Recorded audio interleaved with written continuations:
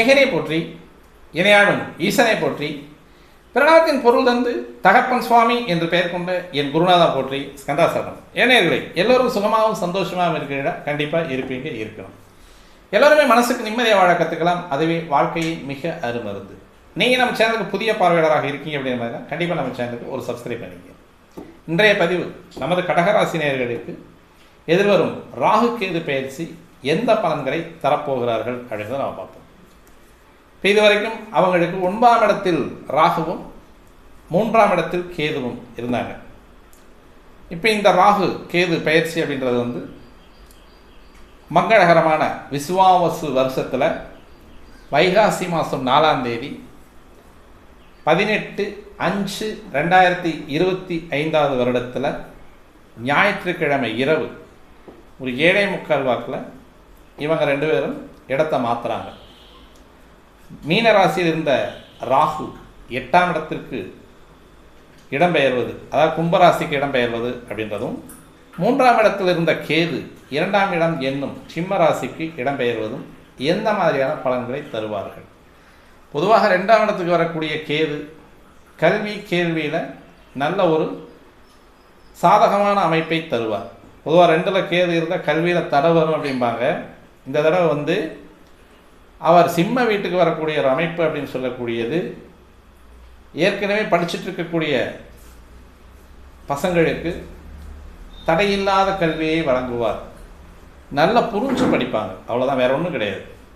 வந்து எப்போவுமே 2ஆம் இடத்தில் இருக்கக்கூடிய கேது, லக்கணத்துக்கு 2ல் கேது இருந்தால் கெடுகிரக பார்வைகள் லக்கணத்துக்கு 2ஆம் இடத்திற்கு விழுந்து தனம், குடும்பம், வாக்கு அப்படின்னு சொல்லக்கூடிய பாவத்திற்கு சனியினுடைய 3ஆம் பார்வை, 7ஆம் பார்வை, 10ஆம் பார்வையோ, செவ்வாயினுடைய 4, 7, 8ஆம் பார்வையோ 2ஆம் இடத்துக்கு விழுந்து, அல்லது 2 கிரகங்களுடைய பார்வையும் அந்த பாவத்திற்கு விழுகும் பொழுது கேது மட்டும் அந்த இடத்துல இருந்தார் அப்படின்னா அந்த ஜாதகர் நல்ல உயர்கல்வியும் நுண்கல்வியும் அப்படின்னு சொல்லக்கூடிய ஆராய்ச்சி கல்வியை படிக்கக்கூடிய மாணவர்களாக இருப்பாங்க. எப்போவுமே கேது 2ஆம் இடத்துக்கு வர்றது வித்தியாசமாக இருக்குல்ல. இது அனுபவமாக எடுக்கக்கூடிய ஒரு அமைப்பு தான். 2ல் கேது இருக்கும் பொழுது கெடுகிரக பார்வைகள் இருந்தால் இன்னும் டாப்பாக இருக்கும், படிப்பில் நல்லா ஆழமாக படிப்பாங்க. இதுதான் அந்த கேது இருக்கக்கூடிய அமைப்பு அப்படின்னு சொல்லக்கூடியது தான் அந்த அகழ்வாராய்ச்சி. அப்புறம் வந்து அந்த உடற்கூறு இயல் அப்படின்னு சொல்லக்கூடிய உடம்பை கிழித்து ஆப்ரேஷன் பண்ணுறாங்க இல்லையா, ஜென்ரல் சர்ஜரி, அதிலே வந்து ஸ்பெஷல் சர்ஜரி ஸ்பெஷலிஸ்டெல்லாம் இருக்காங்க இல்லையா, கண் அறுக்கிறவங்க, காது மூக்கு தொண்டையில் ஆப்ரேஷன் பண்ணுறவங்க, அதேமாதிரி ஓப்பன் ஹார்ட் சர்ஜரி அப்படின்னு சொல்லக்கூடிய உடற்கூறு இயல் அப்படின்னு சொல்லக்கூடியதை அந்த கூராய்ந்து செய்யக்கூடிய அமைப்பில் வரக்கூடிய அந்த மருத்துவர்கள், ஆராய்ச்சியாளர்கள் எல்லாமே 2ல் கேது இருக்கிறவங்க வந்து நல்ல தெளிவாக வரும் அவங்களுக்கு. ஆனால் இதில் வந்து ஒரு ட்விஸ்ட்டும் இருக்குது. கெடுகிரக பார்வைகள் 2ஆம் இடத்துக்கு விழுந்து கேது அந்த இடத்துல இருந்தாலும் உயர்கல்வி நல்லா இருக்கும். அப்போ 2ஆம் இடத்துல கேது மட்டும் இருந்தார் அப்படின்னா சுபகிரக பார்வைகள் இருந்தாலும் இந்த நிகழ்வுகள் நடக்கும். ஒரு வாத்தியாராவோ அல்லது ஒரு அட்மினிஸ்ட்ரேட்டராவோ அல்லது ஒரு மாவட்ட நிர்வாகி இந்த மாதிரியான ஒரு அமைப்பு போவாங்க. அதே கெடுகிரக பார்வைகள் இருந்தது அப்படின்னா ரொம்ப ஆழமாக டீப்பாக அதில் எந்தெந்த அளவுக்கு நம்ம நுழைஞ்சு படிக்க முடியும், அதாவது வந்து அனுபவத்தில் இல்லாத கல்வியை கூட எடுத்து படிக்கக்கூடிய ஒரு அமைப்புகள்லாம் அந்த கேது கொடுப்பார். அப்போ இந்த மாதிரியான அமைப்பில் 2ஆம் இடத்துக்கு உங்களுக்கு கேது வர்றது அப்படிங்கிறது வந்து நல்ல கல்வியை ஊக்கப்படுத்தக்கூடிய கிரகமாக இருக்கும். பொதுவாக தடையை கொடுக்கும் அப்படின்னு சொல்லுவாங்க. 2ல் கேது இருந்தால் தடைப்பட்டு படித்தாங்களா அப்படின்னு சொல்லுவாங்க. ஒரு ப்ரீ டெஸ்ட்டில் வந்து அவன் வந்து குறைஞ்ச மார்க் எடுத்தான்னா பப்ளிக்கில் வந்து நல்ல மார்க் எடுப்பான். ஸ்கோர் பண்ணுறதுக்கு வாய்ப்புகள் நிறையா. உங்களுக்கு 12லேயே வந்து குருவும் வரக்கூடிய ஒரு அமைப்பு. 12ஆம் இடம் அப்படின்னு சொல்லக்கூடிய இடத்துல வந்து குரு வரக்கூடிய அமைப்பு அப்படின்னு சொல்லக்கூடியது கேதுவை வந்து 11ஆம் பார்வையாக, அதாவது ராகு வந்து குருவை தொடர்பு கொள்கிறாரு, கேதுவும் குருவை தொடர்பு கொள்ளக்கூடிய ஒரு அமைப்பு அப்படின்னு சொல்லக்கூடியது. இந்த தடவை வந்து அந்த கல்விக்கு வந்து தடையை கடகராசி நேயர்களுக்கு தரமாட்டார். எந்த வயது காலத்தில் இருந்தாலும் சரி, சார் நான் பிஜி படிக்கிறேன், நல்லாயிருக்கும், கொஞ்சம் மெடிடேஷன் பண்ணணும். நல்லா மெடிடேஷன் பண்ணி படிப்பில் உட்காந்தீங்க அப்படின்னா ஞாபக சக்தியை அதிகமாக கொடுக்கக்கூடிய ஒரு அமைப்பு அப்படின்றது வந்து கேதுவுக்கு இருக்குது. எப்படி இருக்குது அப்படின்னா அதுக்கு ஒரு தூண்டுகோல் வேணும் இல்லையா, நல்ல மெமரி பவர் வேணும் அப்படின்னா மெடிடேஷனில் ஒரு 1/2 மணி நேரம் 1 மணி நேரம் எதையும் சிந்திக்காமல் உட்காந்துருக்கணும். மெடிடேஷன் அப்படின்றது வந்து சீக்கிரமாக கைகூடக்கூடிய ஒரு அமைப்பு கிடையாது. டக்குன்னு உட்காந்த உடனே வந்து நான் உடனே மேலே பிரபஞ்சத்தை தொட்டுட்டேன் அப்படிங்கிற அமைப்புகள்லாம் வராது. நிறைய சத்தங்கள் வரும், சலனங்கள் வரும், காது கேட்டுக்கிட்டு இருக்கும், டிஸ்டர்ப் ஆகிட்டு இருக்கும். அது இருந்துட்டு போகுது, அதை பற்றி நம்ம கவலையே இல்லை. சுற்றி இருக்கக்கூடிய தொந்தரவை பற்றி நம்ம கவலை இல்லை. நீங்கள் உங்களுடைய கண்ணை மூடி நீங்கள் உட்காந்தீங்கன்னா போதும், அவ்வளோதான். வேறு ஒன்றும் பண்ண வேண்டியது. கேதுவுக்கு நீங்கள் செய்யக்கூடிய மிகப்பெரிய ஒரு உபகாரம் அப்படின்னா இதுதான். இதை நீங்கள் செஞ்சீங்கனாலே அந்த கேது பகவான் அப்படின்னு சொல்லக்கூடியவர் எந்த இடத்துல உட்கார்ந்துருந்தாலும் அந்த பாவத்திற்குரிய அந்த தடையை கண்டிப்பாக தரமாட்டார். அவருக்கு தேவை வந்து நீங்கள் அமைதியாக இருக்கணும், அவ்வளோதான். வேறு ஒன்றுமே இல்லை.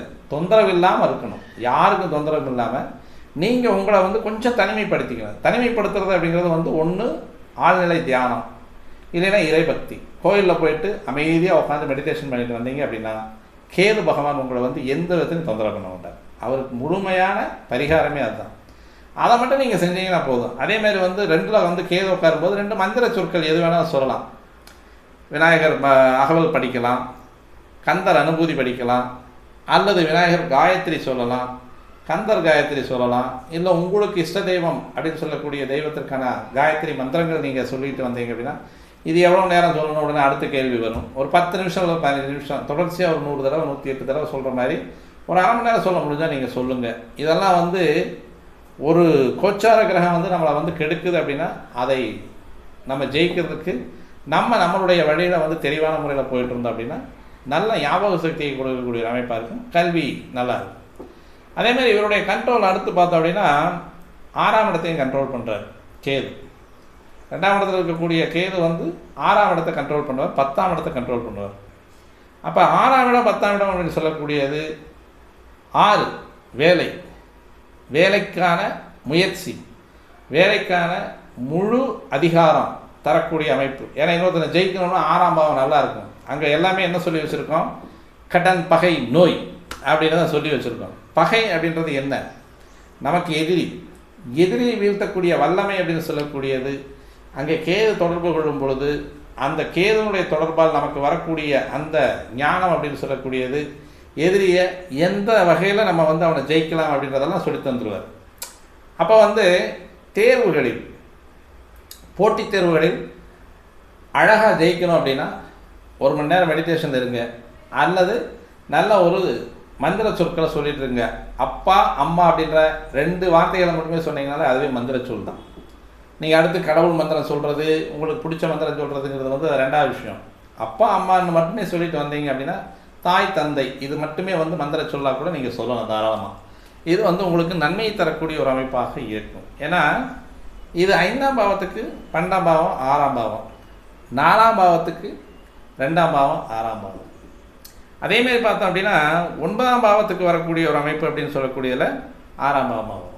அப்போ அங்கே தந்தையை ஜெயிக்கக்கூடியதும் தந்தைக்கு உபதேசம் செய்த ஒரு அமைப்பு அப்படின்னு சொல்லக்கூடியதெல்லாம் இந்த இடத்துல வரக்கூடிய பாவக ரீதியாக பாவகத்தை அந்த கிரகங்கள் ஆளுமை செலுத்தும் பொழுது அதற்கான நம்ம உபதேசங்களை நம்ம உள்ளே போயிட்டோம் அப்படின்னா நம்ம ஈஸியாக வந்து நம்மளை காத்துக்கலாம். அப்போ கிரகங்களுடைய வழிபாடு அப்படின்னு சொல்லக்கூடியது இந்த முறையில் போச்சு அப்படின்னா நல்லாயிருக்கும். அப்போ உங்களை வந்து நீங்கள் ஆழ்மன தியானத்தில் உட்காந்துட்டீங்க அப்படின்னா உங்களுக்கு நன்மையை தரக்கூடிய கேதுவாக இவர் 2ஆம் இடத்துல இருந்தாலும் பெருசாக பாதிக்க மாட்டார். 8ஆம் இடத்துல இருக்கக்கூடிய ராகு தான் கொஞ்சம் உங்களுக்கு தொந்தரவு தரக்கூடிய ராகுவாக இருக்கார். 8ஆம் பாவத்தில் சனி இருக்கிறது நல்லது. 8ஆம் பாவத்தில் சனி இருக்கும்பொழுது அஷ்டம சனி அப்படின்னு சொல்லுவாங்க. அந்த அஷ்டம சனி அப்படின்னா ஊரை விட்டு ஓட்டி வைக்கும், நாட்டை விட்டு ஓட்டி வைக்கும், வெளியே போக சொல்லும், மறைமுகமான வாழ்க்கையை வாழ சொல்லும், மான அவமானங்கள் கொடுக்கும், தொந்தரவுகளை கொடுக்கும் அப்படின்லாம் சொல்லுவாங்க. ஆனால் இதெல்லாம் வெளியூருக்கு போகிறவங்களுக்கு கிடையாது. அதெல்லாம் வந்து அதுதான் தோஷத்தை நிவர்த்தி செய்யக்கூடிய ஒரு அமைப்பு. தேசாந்திரம் போகிறது அப்படின்னு சொல்லுவாங்க. அப்போ தேசாந்திரம் போகிறவங்களுக்கு, பரதேச வாழ்க்கையை போகிறவங்களுக்கு, தேசாந்திரங்கிறது வந்து நம்ம முதல்ல வந்து இந்த தேசாந்திரம் பரதேசம் அப்படின்றது வந்து வெளியே போய் விளங்காமல் போகிறது அப்படின்றது. இன்றைக்கெல்லாம் வெளியே வரவங்களுக்கெல்லாம் வந்து நல்ல வாழ்க்கை இருக்குது இல்லையா, நல்ல சம்பார்த்தனைக்காகத்தான் நம்ம வெளியூர் போகிறோம், நல்ல சம்பார்த்தனைக்காகத்தான் வெளிநாடு போகிறோம், நல்ல வாழ்க்கைக்காகத்தான் வெளிநாடு போகிறோம். அப்போ வெளிநாடு போகிறது அப்படிங்கிறது வந்து இன்றைக்கி தோஷமாக சொல்லப்படவில்லை, யோகமாக சொல்லக்கூடிய ஒரு அமைப்பு. அதில் இப்போ வந்து ராகு அப்படின்னு சொல்லக்கூடியது 8ஆம் இடத்துல வரக்கூடிய அமைப்பு அப்படின்றது வந்து கொஞ்சம் ஆயுள் தோஷத்தை கொடுக்கும். அதை வந்து கொஞ்சம் பார்த்து ஜாக்கிரதையாக இருக்கணும். வண்டி வாகனங்களில் போகும்பொழுது மிக மிக மிக ஜாக்கிரதையாக போகணும். இரவு நேர பயணங்களை தவிர்த்துக்கிறது நல்லது. அதேமாதிரி உயரமான இடங்களுக்கு ஏறி போய் பயணம் செல்லக்கூடிய ஒரு அமைப்பு, இப்போ ஓரளவுக்கு இந்த ரோப் காரில் போகிறது, விஞ்சில் போகிறது, அதேமாதிரி வந்து இந்த லேடரில் ஏறுறது, நம்ம மால்லையெல்லாம் இருக்கக்கூடிய அந்த கன்வேயரில் போகிறது, இதெல்லாம் பார்த்து ஜாக்கிரதையாக போகணும். ஏறும்போதும் சரி, இறங்கும்போதும் சரி, நலிவு விழுகிறதுக்கான வாய்ப்புகள் நிறையவே இருக்குது. 8ஆம் இடத்துல ராகு வந்து உட்காரும்போது விபத்துக்களை சந்திக்க வேண்டிய ஒரு காலகட்டமாக இருக்கும். இப்போ இந்த நேரத்தில் வந்து உறுப்புகளை இழத்தல் அப்படின்னு சொல்லக்கூடிய அமைப்பெல்லாம் இருக்கும். அதே மாதிரி வந்து பெண்களுக்கு மெனோபாஸ் அப்படின்னு சொல்லக்கூடியதில் கொஞ்சம் சிரமம் கொடுக்கும். அதேமாதிரி 8ஆம் இடத்துல ராகு வரும் பொழுது ஒழுக்கக்கேடு அதிகமாக கொண்டு வந்து கொடுப்பாரு. அதேமாதிரி வந்து கலவிச்சுகம் அப்படின்னு சொல்லக்கூடியதில் வந்து அதீத காமத்தை உருவாக்கக்கூடிய ஒரு அமைப்பாகவும் 8ஆம் இடத்துல வரக்கூடிய ராகு செய்வார். அப்போ தான் மான அவமானத்தையெல்லாம் நம்ம சந்திக்க முடியும். அதேமாதிரி வந்து பழைய காசு எங்காவது ஒழிச்சு வச்சுருந்தால் அது வெளியே வந்து சேரும். அதேமாதிரி வந்து மியூச்சுவல் ஃபண்டு, இன்சூரன்ஸ் ஃபண்டுனாலே நம்ம புரிஞ்சுக்கணும். எங்காவது இன்சூரன்ஸ் ஃபண்டு வருது அப்படின்னு சொன்னால் என்னென்ன புரிஞ்சுக்கணும், நம்ம சேர்த்து வச்சு 20 வருஷம் மெச்சூர்டாகி வரக்கூடிய பணமாக இருந்ததுன்னா பரவாயில்ல. இன்சூரன்ஸ் பணம் தேவையில்லாமல் உள்ளே வரக்கூடாது இல்லையா? மெச்சூர்டான இன்சூரன்ஸ் பணம் வர்றதுக்கும் வாய்ப்பு இருக்குது, தேவையில்லாத இன்சூரன்ஸ் பணம் வர்றதுக்கும் வாய்ப்பு இருக்குது. 8ஆம் பாவத்தில் வந்து ராகு உட்கார்றதுங்கிறது வந்து அவ்வளவு நன்மையை தரக்கூடிய விஷயம் அல்ல. அப்போ நம்ம வந்து தவிர்த்துக்க வேண்டியது தேவையில்லாத சகவாசங்கள், தேவையில்லாத உற்ற உறவினர்கள், தேவையில்லாத நண்பர்கள், இவங்களையெல்லாம் தவிர்த்துக்கிறது நல்லது. அதேமாரி வாய்ப்பேச்சு அப்படின்னு சொல்லக்கூடியதை வந்து கொஞ்சம் அளவாக பேசிக்கிறது நல்லது. எங்கேயாவது போய் யாரையாவது புறணி பேசுனீங்கன்னா மாட்டிக்குவீங்க, ஜாமீன் கையெழுத்து போட்டிங்கன்னா மாட்டிக்குவீங்க, யாருக்கா பணம் வாங்கி கொடுத்தாலும் மாட்டிக்குவீங்க. வாங்கினவன் அவன் பாட்டில் போய்கிட்டே இருப்பான், ஜாமீன் போட்டவனா அவன் சேவை பண்ணிட்டு போயிடுவான். அவனுக்காக நீங்கள் ஏற்றுக்கிட்டு போய் உங்களுடைய மான அவமானங்களை நீங்கள் சம்பாதிச்சு தேவையில்லாமல் அவமானத்தை செய்யக்கூடிய காலகட்டமாக இந்த அமைப்பில் வரக்கூடிய ராகு உட்காந்துருக்கார். அஷ்டமசனி போயிருச்சுன்னு தான் நிறைய பேர் பேசிகிட்டு இருக்காங்க. நிறைய பேர் வந்து அஷ்டமசனி போயாச்சு. சனி இருக்கிறது நல்லது. 8ஆம் இடத்துல சனி இருந்தால் உசுர கொள்ளாது, அந்த வகையிலையாவது விட்டு வைப்பான்.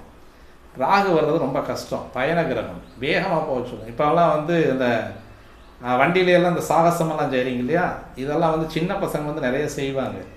பெற்றவங்க வந்து பார்த்துக்குங்க. கொஞ்சம் 14 வயசுக்கு கீழே அல்லது லைசன்ஸ் எடுக்கக்கூடிய வயசுக்கு கீழே இருக்கிற பசங்களுக்கு வந்து 2 வீலர் கொடுக்காதீங்க. அது வந்து ஆபத்தை சேர்க்கக்கூடிய ஒரு அமைப்பு. இப்போ சட்டமே சொல்லுது 18 வயசுக்கு மேலே தான், 17 வயசுக்கு மேலே வந்து லைசன்ஸு. 17 வயசுக்கு கீழே இருக்கிறவங்களுக்கு வண்டி வாகனங்களை கொடுத்து அந்த வண்டி வாகனங்களில் வந்து அவங்க விழுந்து சிரமம் ஆகிறதும் காட்டிலும் அந்த எதுக்கு வர்றவங்களுக்கோ அல்லது ரோட்டில் போகிறவங்களுக்கோ வந்து அவங்களுக்கு சேர்த்து சிரமத்தை கொடுத்து இவங்க கை கால் இழப்பு, மூஞ்சியில் ஏதாவது காயத்தை உருவாக்கி, கை காலில் வந்து சிராய்ப்பு உருவாக்கி, கை காலில் பின்னங்கள் உருவாக்கிட்டு ஹாஸ்பிட்டல் போய் உட்கார்றது அப்படிங்கிறது. 8ஆம் இடம் அப்படின்னு சொல்லக்கூடியது மரண அவஸ்தையை தரக்கூடிய ஒரு அமைப்பு. 12, 4, 8 தான் ராகு வந்து தொடர்பு கொள்கிறார். இப்போ 4ஆம் பாவம் அப்படின்னு சொல்லக்கூடியது வாகனத்தை குறிக்கக்கூடியது, வண்டி வாகனங்களை குறிக்கக்கூடியது. 12ஆம் இடம் அப்படின்றது வந்து ஐசோலேஷன். அந்த ஐசோலேஷனை குறிக்கக்கூடிய ஒரு அமைப்பையும் 8ஆம் இடம் அப்படின்னு சொல்லக்கூடிய விபத்து, மரணம், இதையெல்லாம் சொல்லக்கூடிய அமைப்பில் ராகு வந்து உட்கார்றது அவ்வளவாக சரியில்லை. அதனால் வந்து கொஞ்சம் பார்த்து ஜாக்கிரதையாக இருக்கணும். பண வரத்து அப்படின்றது வந்து மறைமுகமான பணங்கள் வர்றது அப்படின்றது மட்டும் ஒன்று தான் ப்ளஸ்ஸாக இருக்குது. அதில் மட்டும்தான் ப்ளஸ்ஸாக இருக்கும். மற்றதெல்லாம் வந்து பெருசாக வந்து நமக்கு பணம் வருது அப்படிங்கிறதுக்காக அதெல்லாம் செலவு பண்ணிகிட்டு இருக்க முடியாது இல்லையா? பணம் வந்து இன்றைக்கும் வரும், நாளைக்கும் வரும், நாளைக்கும் வரும். கை கால் போயிடுச்சுன்னா வரவே வராது. அதேமாதிரி கண், மூக்கு, முகம் இதெல்லாம் வந்து கொஞ்சம் சிரமத்தை கொடுக்கக்கூடியதாக இருக்கும். பெண்களுக்கு வந்து கர்ப்பப்பை சம்மந்தப்பட்ட வியாதிகள் வர்றதுக்கு வாய்ப்பு இருக்குது. ஏற்கனவே யாருக்காவது வந்து கடகராசி பெண்களுக்கு வந்து கர்ப்பப்பையில் வந்து ரோகம், அதாவது வந்து அந்த கட்டியோ நீர்க்கட்டியோ, அதாவது இர்ரெகுலர் பீரியட்ஸ் அப்படின்ற மாதிரி இருந்து அப்படின்னா அதை வந்து இப்போ சீராக நீங்கள் பார்த்து நல்ல ஒரு மருத்துவரை அணுகி நல்லா செக்கப் பண்ணிக்கிறது நன்மையை தரக்கூடிய ஒரு அமைப்பாக இருக்கும். இதற்கான வழிபாடுகள் அப்படின்னு சொல்லக்கூடியது சனிக்கிழமை அன்னைக்கு முனி சாமு வழிபாடு பண்ணிங்க. அந்த சப்தமுனிகள், முனீஸ்வரன், எல்லைச்சாமிகள், கருப்பணசாமி இந்த மாதிரியான தெய்வங்களை வந்து சனிக்கிழமை வழிபாடு பண்ணிக்கிறது உங்களுக்கு நன்மையை தரக்கூடிய ஒரு வழிபாடாக இருக்கும். வெள்ளிக்கிழமை சப்த கன்னியர் வழிபாடு பண்ணிக்கிறது உங்களுக்கு நன்மை தரக்கூடிய அமைப்பாக இருக்கும். சப்த கன்னியர் வெள்ளிக்கிழமை 10 to 12 ராகு காலத்தில் நீங்கள் வழிபாடு செய்யலாம். ஒரு 7 விளக்கு ஏற்றி வழிபட்டு வாங்க. 7 விளக்கு ஏற்றி வழிபட்டுட்டு வரக்கூடிய ஒரு அமைப்பில் உங்களுக்கு நன்மையை தரக்கூடிய ஒரு அமைப்பாக இந்த கேது ராகு அமைப்பு நன்மையை தரக்கூடிய அமைப்பாக இருக்கும்னு சொல்லி நம்ம மீண்டும் நல்லதொரு பதிவோடு சந்திக்க வருகிற நண்பர்களே, நன்றி, வணக்கம்.